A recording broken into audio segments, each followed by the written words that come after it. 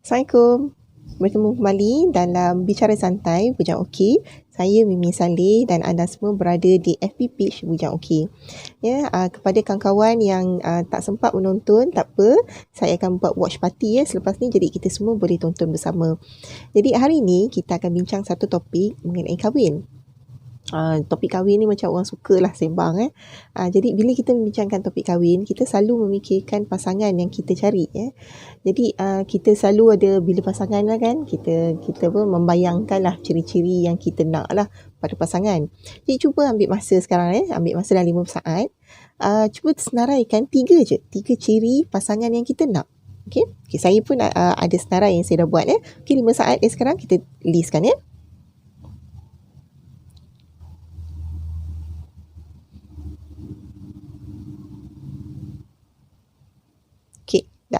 Okay. So katalah pasangan tu nama dia aku ataupun bahasa Inggeris dia me katalah. So katalah kita mencari ciri pada aku tu boleh bawa berbincang. Ini saya ciri-ciri yang saya nak, boleh bawa berbincang, bawa bersembang. Tu satu ciri yang saya nak. Yang kedua, saya nak pasangan tu boleh terima saya seadanya. Bukan sekadar saya tapi dan keluarga saya sekali seadanya. Kemudian yang ketiga, saya nak cari pasangan yang boleh bantu saya untuk mendalami agama. Okay. Jadi katalah saya nak kongsilah 10 tahun yang lalu, lebih kurang lah, ini selepas saya tulis siap buku Bujang Okey saya terbaca satu buku yang ditulis oleh Sis Zabrina tajuk buku dia kalau tak salah sebab dah lama sangat, tajuk dia Life is an Open Book. So dalam buku tu ada satu chapter, satu bab yang membuat saya terfikir. Bab tu tajuk dia Will I Marry Me? Jadi bila tadi saya minta kawan-kawan sekalian senaraikan ciri-ciri pasangan yang kita nak tu macam saya tadi ada 3, boleh buat berbincang, bersembang, boleh terima diri saya dan keluarga seadanya dan juga membantu saya mendalami agama kan. So bila katakanlah saya tukar tadi kepada aku jadi membuatkan saya terfikir sebenarnya adakah adil untuk saya meletakkan satu benchmark kepada bakal pasangan apa yang saya nak. So saya terfikir part tu lah. And then bila melihat pada tajuk tu Will I Marry Me, saya pun berfikir kalau akulah kan, nak tak aku kahwin dengan aku? Kan? Jadi saya ambil masa lah untuk digest the idea of will I marry me.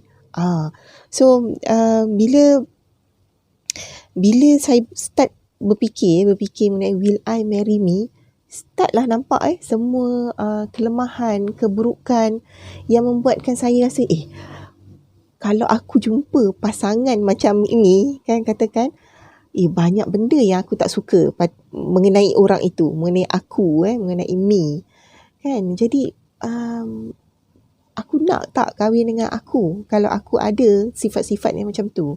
Jadi persoalan tu membuatkan saya berfikir jauh lah ke dalam diri kan. Jadi saya berterima kasih lah kepada Sis Zabrina kerana menulis buku itu dan chapter itu Will I Marry Me. Tapi selepas beberapa tahun kan, bila saya berfikir semula, ini membuatkan saya macam berpijak di bumi nyata tau. Baru saya nampak in order for me to expect somebody else untuk mengharapkan orang lain menjadi apa yang saya nak. Macam tadi saya nak orang yang boleh bersembang, boleh berbincang tu kan. So sebenarnya saya perlu pandang balik kepada diri saya tahu. Ini refleksi diri lah. Sebelum saya letakkan benchmark ke atas orang lain. Jadi soalan kalaulah aku nak tak kahwin dengan aku. Jadi menyebabkan saya memang berfikir dan dalam proses itu saya memperbaiki diri. Dan sekarang saya dengan yakinnya boleh kata ya. Kalau aku pun nak kahwin dengan aku. Jadi nanti saya akan beritahu juga kesan langsung, impact bukan sahaja kepada diri tau, tapi kepada orang sekeliling apabila kita ada keyakinan itu Jadi first thing first. Okay, satu, macam mana kita nak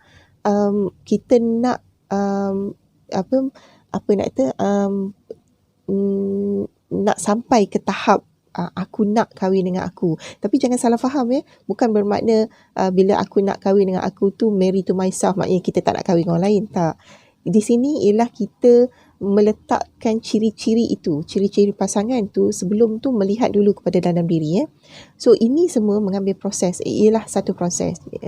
Macam saya juga bila tadi dia melalui satu denial, mula-mula satu denial, kalau akulah pasangan yang aku nak cari, aku macam tak nak kahwin dengan aku. Banyak sangat kelemahan, banyak sangat benda buruk yang aku nampak tau.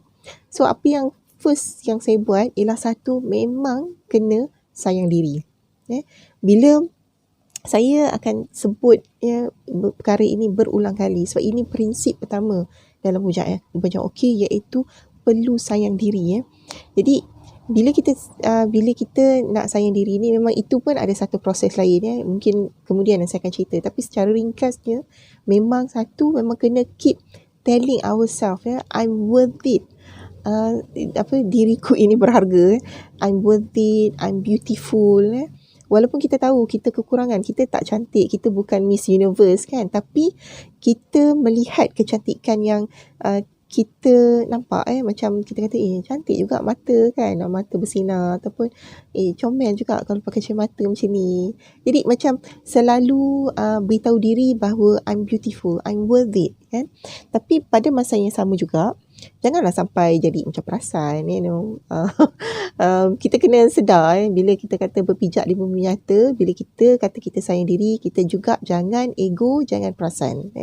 Jadi part yang inilah kita sebenarnya belajar untuk jadi the best version that kita boleh buat. Kita akan jadi ini versi terbaik kita tau. Bila kita kata kita belajar menyayangi diri ni, kita akan cari jalan untuk jadi the best version that we can be.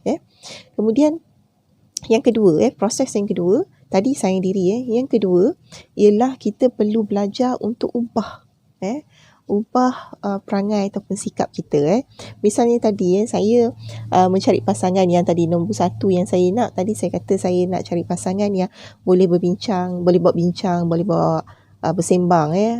Jadi saya suka dia jumpa orang macam tu. Tapi saya kena reflect diri, adakah saya juga orang yang macam tu? Adakah saya ni jenis kalau orang tegur saya, tegur ni Mimin Saleh, adakah saya akan terima dan belajar ataupun saya akan sentap dulu? So kalau katakanlah saya sentap, what do I expect other people? Yang saya harapkan pasangan tu kan, of course dia pun ada perasaan kan, of course dia pun akan sentap kalau saya tegur. Sebab bila kita berdiskus ada masa kita agree to disagree. Jadi kalau kata saya pun tak boleh agree to disagree, macam mana saya expect orang lain? Jadi perkara itu juga ialah refleksi pada diri, bahawa saya harus ubah diri saya dulu. Okay? Jadi benda nak ubah ni memang dia ambil masa.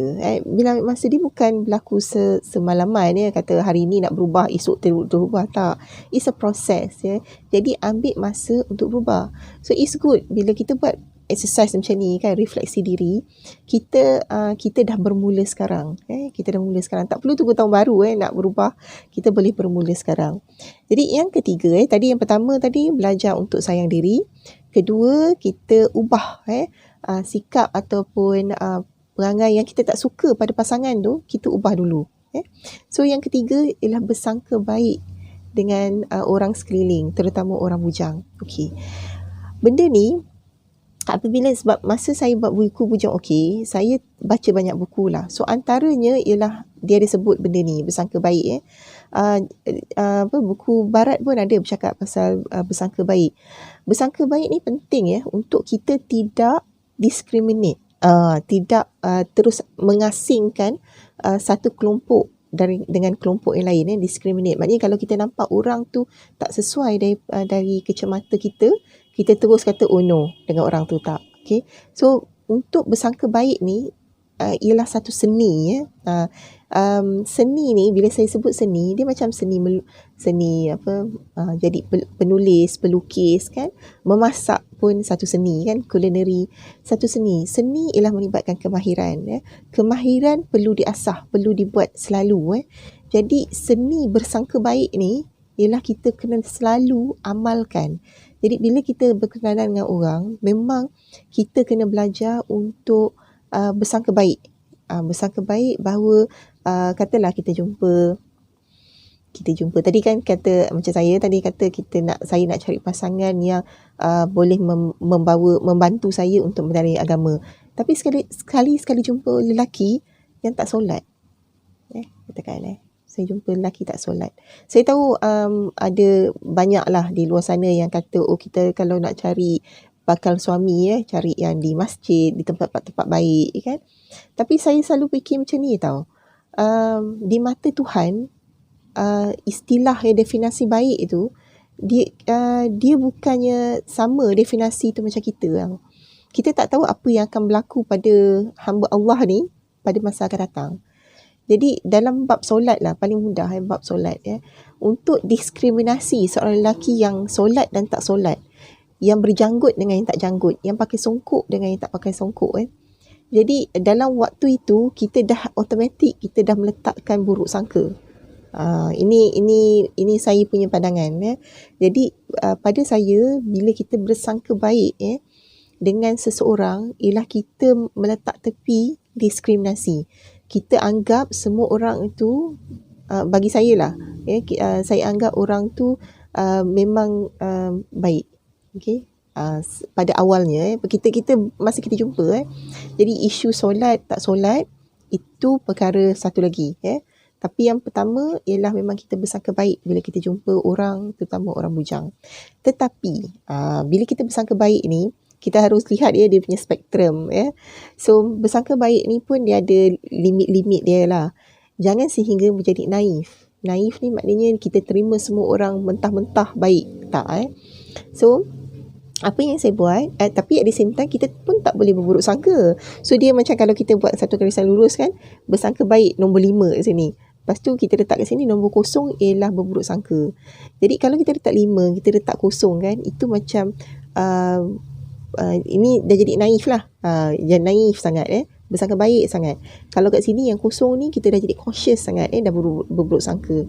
So apa kita buat? Kita ambil jalan tengah. Okay. So bila kita berkenalan dengan seseorang, memang saya cadangkan kita buat due diligence. Macam kita dekat company pun kita buat due diligence lihat cara dia bercakap, lihat cara dia berinteraksi dengan keluarga. Jadi perkara-perkara tu dia akan membawa ke masa depan Bab solat ini hidayah daripada Tuhan. Itu saya selalu percaya walaupun orang kata ini didikan keluarga semua, tapi saya selalu percaya bab solat, bab agama itu hidayah daripada Tuhan. So part itu masih kita boleh doa minta Tuhan beri hidayah. Okay? Tapi kalau kita lihat lelaki ni ataupun wanita ni dia dengan keluarga sangat kasar ataupun dia dengan binatang, kita tengok dia sangat kejam. Perkara-perkara itu kita harus cautious cautious sebab kita dah melihat perkara-perkara itu. Jadi bila kita mencari pasangan ni kita kena berhati-hati jugalah Jadi bukan maknanya kita berburuk sangka, tapi kita berhati-hati. Jadi berbalik kepada tadi, will I marry me tadi, so saya dah kongsi tadi tiga proses untuk menjawab persoalan will I marry me dan mendapat jawapan ya. Itu cara dia. Satu, belajar untuk menyukai diri walaupun pada mulanya kita tak sayang diri kan, tapi kita belajar untuk sayang diri. Kedua, kita ubah mana sikap, mana perangai kita yang tak tak sesuai pada aku yang nak aku ni so kita ubah So yang ketiga ialah kita berbaik sangka dengan orang sekeliling 3 je. Tapi 3 nampak macam sikit tapi ialah proses. Jadi proses tak ambil masa. Jadi jika sekarang anda sedang reflect diri will I marry me?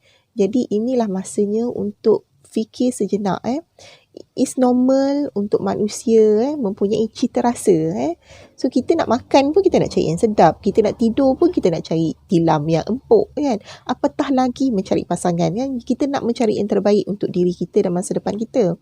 Jadi di sinilah di mana bila kita mempunyai cita rasa kan, kita perlu kita perlu banyak buat refleksi diri lah.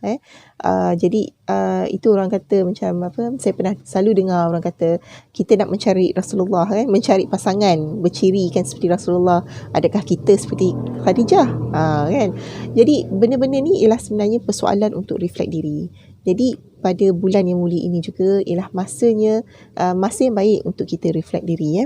Jadi tadi awal tadi saya dah cakap menjawab persoalan will I marry me dan mendapat jawapan ya sebenarnya memberi impact kepada satu self esteem kita sendiri. Itu yang pertama, self esteem diri kita bahawa I'm worth it, I'm beautiful.